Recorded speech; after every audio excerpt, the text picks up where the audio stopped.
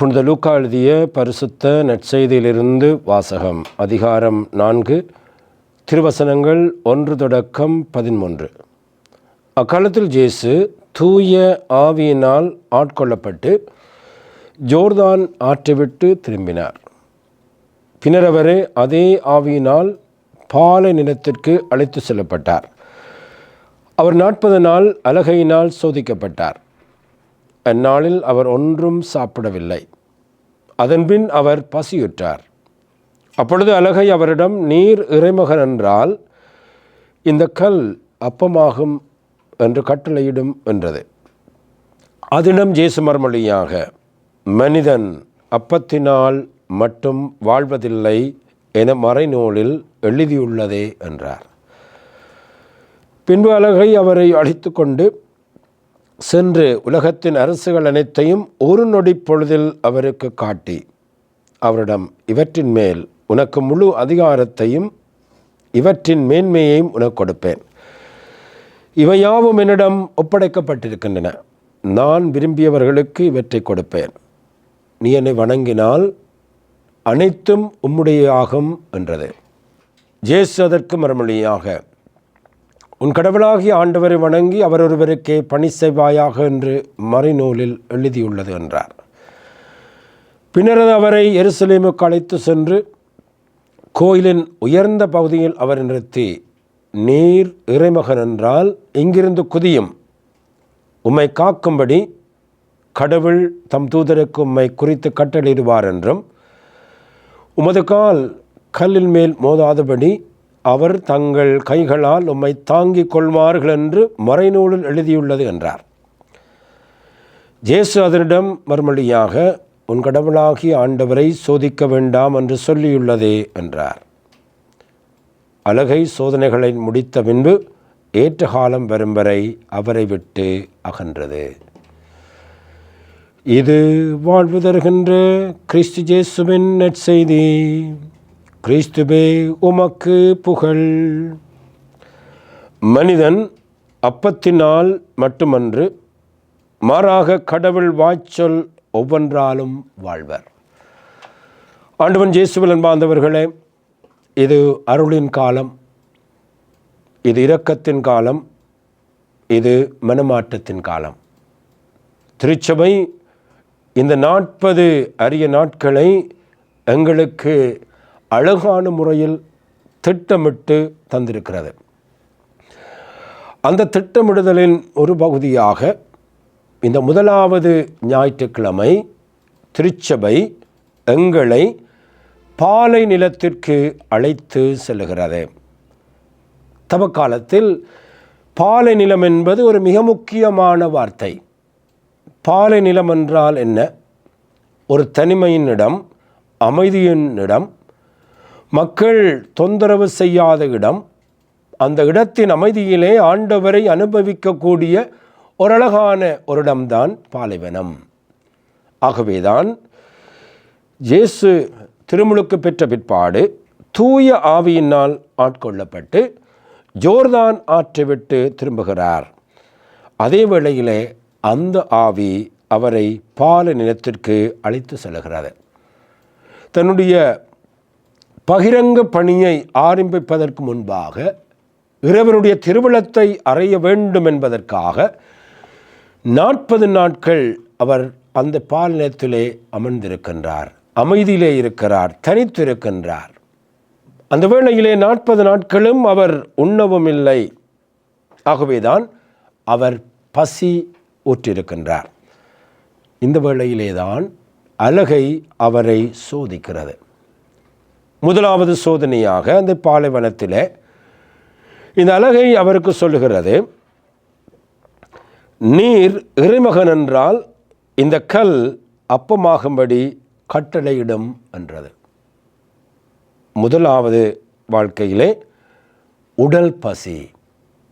ஆகவே உடல் பசி விட்ட வேளையிலே அவரை புதுமை செய்யுமாறு அந்த அலகை அவரை தூண்டி எழுப்புகிறது. நீர் இறைமகன். இறைமகன் என்பதை ஒரு முறை சோதித்து பார். இந்த கற்களை எல்லாம் அப்பமாக மாற்றும், நீரும் உண்ணலாம், மற்றவர்களும் உண்ணலாம். அது ஒரு பெரும் புதுமையாக மாறுகிற பொழுது உங்களுடைய வாழ்க்கையில் ஒரு பெரும் புகழும் ஏற்படும். ஆகவே என்னுடைய உடல் பசியை தீர்த்து கொள்ள இந்த புதுமையை செய்யும் என்று சொல்லுகிற பொழுது இயேசு சிந்திக்கிறார். அந்த சோதனை எவ்வாறு வெற்றி கொள்ளுவார் என்று சிந்திக்கிற பொழுதுதான் அவருக்கு இறை வார்த்தை மனதுக்கு வருகிறது. இணைச்சட்டம் 8:3 அவருடைய மனதுக்கு வருகிறது. இந்த அழகியை மேற்கொள்வதற்காக அந்த இறை வார்த்தை அவருடைய மனதுக்கு உடனடியாக வருகிறது. அந்த 8ஆம் அதிகாரத்திலே 3ஆம் வசனத்தில் சொல்லப்படுகிறது, அவர் உங்களை எளியவராக்கினார், உங்களுக்கு பசியை தந்தார். ஆனால் மனிதன் அப்பத்தினால் மட்டுமன்று கடவுள் வாய்ச்சொல் ஒவ்வொரு நாளும் உயிர் வாழுகிறார் என்று நீங்கள் தெரிந்து கொள்ளுமாறு நீங்களும் உங்கள் மூதாதையரும் அறிந்திராத மன்னாவாகிய உணவால் உங்களை உண்பித்தார். முதலாவது சோதனையை வெற்றி கொள்ள இறை வார்த்தையை இயேசு பயன்படுத்துகிறார். இரண்டாவதாக, உடற்பசிக்கு அடுத்ததாக ஒரு அதிகார பசியை அந்த அழகை அவருக்கு கொடுக்கிறது. அந்த அழகு என்ன செய்கிறது என்றால், அவர் அழைத்து உலகத்தின் அரசுகள் அனைத்தையும் ஒரு நொடி பொழுதில் அவரை காட்டி, ஒரு நொடி பொழுதில் எல்லாவற்றையும் காட்டி அவருக்கு சொல்லுகிறது, இவற்றின் மேல் முழு அதிகாரத்தையும் இவற்றின் மேன்மையும் உமக்கு கொடுப்பேன். இவையாவும் எனக்கு ஒப்படைக்கப்பட்டிருக்கின்ற நான் விரும்பியவருக்கு இவரை கொடுக்க முடியும். நீர் என்னை வணங்கினால் அனைத்தும் உம்முடையதாகும். இரண்டாவது சோதனை இந்த வாழ்க்கையிலே அதிகாரம். இந்த உலகத்திலே நான் ஒரு பெரிய மனிதனாக வாழ வேண்டும், நிறைய அதிகாரம் இருக்க வேண்டும். அரசியல் வாழ்க்கையிலே நாங்கள் பார்க்கிறோம், அதிகாரம் அதிகாரம் அதிகாரம். ஆகவேதான் இந்த அதிகாரத்தை அவருக்கு கொடுத்து அவருடைய பகிரங்க பணியை அளிக்க முயலுகிற பொழுதுதான் இது எப்படி வெற்றி கொள்ள முடியும் என்று அவர் சிந்திக்கிற பொழுது மீண்டும் அவருடைய மனதிலே இறை வார்த்தை வருகிறது. இணைச்சட்டம் 6ஆம் அதிகாரம் 13ஆம் வசனம், உன் கடவுளாகிய ஆண்டவரை வணங்கி அவருக்கு பணி செய்வாயாக. உன் கடவுளாகிய ஆண்டவருக்கு அஞ்சி நடு, அவருக்கு பணிந்து அவர் பெயராலே ஆணையிடு என்கின்ற அந்த வசனம் அவருடைய மனதிலே ஒலிக்கிற பொழுது அந்த வார்த்தையை பயன்படுத்தி அந்த வார்த்தையை அழகைக்கு எறிந்து அந்த சோதனையை வெற்றி கொள்ளுகிறார். இரண்டாவது சோதனையிலே இயேசு வெற்றி கொள்ளுகிறார், அழகை தோல்வி விடுகிறது. ஆகவே இந்த உடலின் ஆசைகள், உடலின் பசிகளை மேற்கொள்ளுகின்ற ஒரு வழியை இயேசு கண்டுபிடித்தார்.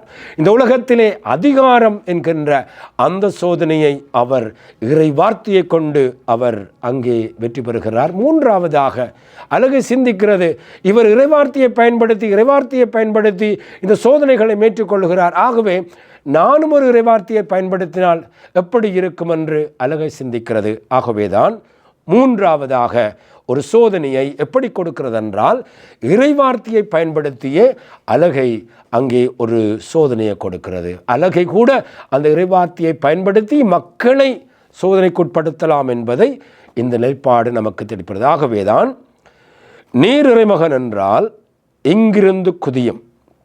இயேசுவை எருசலேமுக்கு அழைத்து சென்று கோவிலின் உயர்ந்த பகுதியில் அவர் நிறுத்தி, நீர் இறைமகன் என்றால் இங்கிருந்து குதியும், உம்மை பாதுகாக்கும்படி கடவுள் தம் தூதருக்கு உம்மை குறித்து கட்டளையிடுவார் என்றும், உம் கால் கல்லில் மேல் மோதாதபடி அவர்கள் தங்கள் கைகளால் உம்மை தாங்கிக் கொள்வார்கள் என்றும் மறைநூலில் எழுதியுள்ளது என்று சாத்தான் போதிக்கிறது.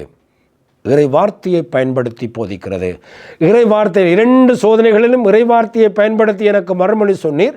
மூன்றாவது சோதனையை இறைவார்த்தையை பயன்படுத்தியே உமக்கு நான் சொல்லுகிறேன், பயப்படாதே, நீ இறைமகன் என்றால் குதியும், குதிச்ச உடனே எல்லாரும் வந்து உம்மை தாங்கிக் கொள்வார்கள் என்று இறைவார்த்தை சொல்லி இருக்கிறது. ஆகவே நீர் பயன்படுத்தும் என்று சொல்லுகிற பொழுதுதான், இந்த புகழ் என்கின்ற சோதனையை பயன்படுத்துகிற பொழுதுதான் மீண்டும் இயேசு இணைச்சட்ட நூலுக்கு போகிறார். உன் கடவுளாகிய ஆண்டவரை சோதிக்க வேண்டாம், மாசாவில் நீங்கள் சோதித்தது போல உங்கள் கடவுளாகிய ஆண்டவரை சோதிக்க வேண்டாம் என்று இறைவார்த்தை சொல்லுகிறது என்று அந்த சோதனையையும் இறைவன் இறைவார்த்தையினால் வெற்றி கொள்ளுகிறார். ஆகவே என்பார்ந்தவர்களே, இந்த முதலாவது வாரத்திலே எங்களுடைய குடும்பங்களிலும் நாங்கள் பாலைவனத்துக்கு போக வேண்டும். பாலைவனம் என்றது ஒரு இடம் அல்ல, ஒரு நிலை. எங்களுடைய குடும்பங்கள் பாலினமாக மாற வேண்டும், எங்களுடைய இதயங்கள் பாலினமாக மாற வேண்டும், அமைதியிலே இருக்க வேண்டும். அந்த வேளையிலே பல சோதனைகளை சந்திக்கிற பொழுது அந்த சோதனைகளை வெற்றி கொள்ள இறை வார்த்தை தான் இந்த ஞாயிற்றுக்கிழமை இறைவன் தருகிறார். ஆகவே தான் 2வது வாசகத்திலே சொல்லப்படுகிறது, புனித பவுல் சொல்லுகிறார், வார்த்தை உனக்கு அருகில் உள்ளது, வார்த்தை உன் இதயத்தில் உள்ளது, இதுவே நீங்கள் நம்பிக்கை கொள்ள வேண்டும் என்று பறைசாற்றும் செய்தியாகும். வார்த்தை எங்களுக்கு இறைவன் தந்திருக்கிறார். அது எங்களுடைய வாயிலே இருக்கிறது, உனக்கு அருகிலே இருக்கிறது, உடைய இதயத்திலே இருக்கிறது. ஆகவே தான் இறை வார்த்தை சொல்லுகிறது, என் காலடிக்கும் அது வார்த்தையை விளக்கு, என் பாதைக்கும் அதுவே ஒளி என்று திருப்பாடல் 119:105 சொல்லுகிறது. உமக்கு எதிராக நான் பாவம் செய்யாதவாறு உம்முடைய வார்த்தையை என் இதயத்தில் இருத்தியுள்ளேன் 119:11 சொல்லுகிறது. ஆகவே அன்பார்ந்தவர்களே, இந்த தவக்காலத்தில் நானும் என்னுடைய குடும்பமும் என்னுடைய வீட்டை ஒரு பாலைவனமாக்க வேண்டும். என்னுடைய குடும்பத்திலே வருகின்ற சோதனைகள் அது உடல் சார்ந்த சோதனையாக இருக்கலாம், அல்லது அதிகாரம் சார்ந்த சோதனையாக இருக்கலாம், அல்லது புகழுக்காக என்கின்ற சோதனையாக இருக்கலாம். இந்த சோதனைகளை வெற்றி கொள்ள எங்களுடைய வீட்டிலே இருக்க வேண்டியது விவிலியம். எங்களுடைய பிள்ளைகளுக்கு அந்த விவிலியத்தை வாசிக்க கற்றுக்கொள்ள வேண்டும். ஒரு முறை ஒரு குடும்பத்திலே ஒரு தாய் வந்து சொல்லுகிறாள், என்னுடைய கணவன் ஒரே குடி, என்னுடைய பிள்ளைகள் ஆண் பிள்ளைகள் எப்படி அவரை வளர்ப்பது என்று கேட்ட பொழுது நான் சொன்ன ஒரே ஒரு பதில், ஒவ்வொரு நாளும் இறை வார்த்தையை வாசிக்க உன்னுடைய பிள்ளைகளை கற்றுக்கொடு. ஆகவேதான் வெளியிலே ஒரு சோதனைகளை வெற்றி கொள்கிற பொழுது, துன்பங்களை வெற்றி கொள்கிற பொழுது இந்த இயேசுவுக்கு அந்த வார்த்தைகள் மனதிலே வந்து அடித்தது போல உன்னுடைய பிள்ளையுடைய வாழ்க்கையிலும் அந்த வார்த்தைகள் வந்து மனதிலே பதிய வேண்டும். எப்படி வார்த்தைகள் வரும்? வாசிக்க வேண்டும்.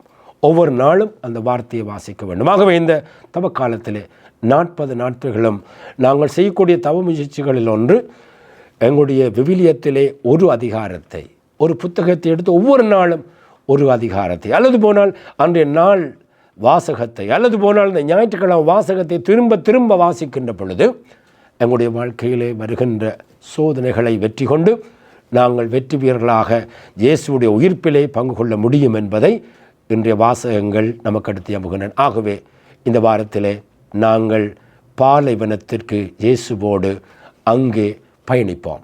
இயேசு அங்கே உணவில்லாமல் நோன்பிருந்தார், பசியுற்றார், பல சோதனைகளை சந்தித்தார், வெற்றி வீரராக வந்தார். அந்த வெற்றி காரணம் இறைவார்த்தை. அந்த இறைவார்த்தை இந்த வாரம் எங்களை வாழ்விப்பதாக. ஆமேன்.